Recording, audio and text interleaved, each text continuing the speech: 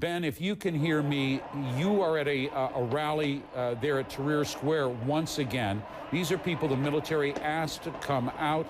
It seems that all power in Egypt is now flowing from the streets and the squares.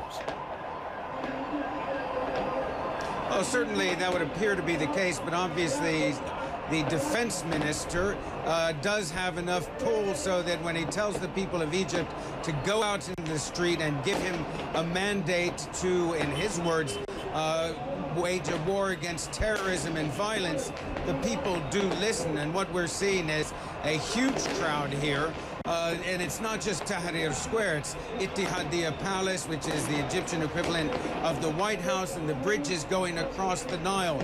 So it is a huge crowd, and it does appear that many people listen to what the television stations told them, the newspapers told them, to go down into the squares and show support for Abdel Fattah al-Sisi and his government. Jim?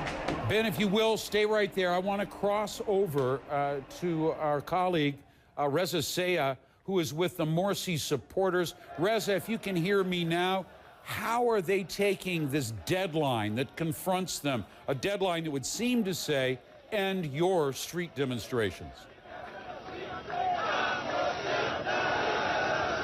I think in many ways, Jim, it's further galvanizing them, it's further uniting them, and it's further fueling their determination to keep demonstrating. This is the major thoroughfare that leads to a mosque here in East Cairo that's been really their home base, the home base of Morsi supporters ever since the former president was ousted more than 3 weeks ago. And during these 3 weeks, there have been many large demonstrations, but clearly this is the biggest one. Tens of thousands of people throughout the day streaming to that mosque, having a sit-in over there, many demonstrating in place. If you walk around this crowd, you'll see that many of them are devout Muslims, Islamists, but many will come up to you and say, I'm not an Islamist. I don't belong to the Muslim Brotherhood. I believe in democracy.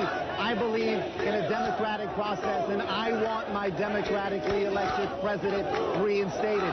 The problem for many of these people is there doesn't seem to be, at this point, any kind of political mechanism available for them to get Mr. Morsi reinstated. But they say it doesn't matter. We're going to continue to come and demonstrate in this conflict that's really has these factions coming out and fighting in the streets when it comes to demonstrations, trying to outnumber one another. And you have to believe this was an important day for them to put forth a show of strength, especially with earlier in the week, General Abdel Fattah al-Sisi, the head of the armed forces, coming out in what many describe as an unusual move, calling for mass demonstrations.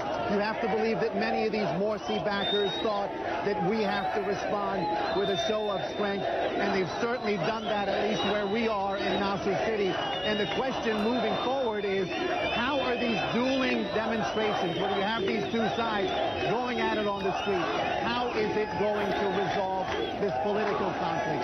How are these two sides going to reconcile? At this point, there's no evidence of that happening, but plenty of evidence of both sides coming out in mass and demonstrating over and over again, Jim.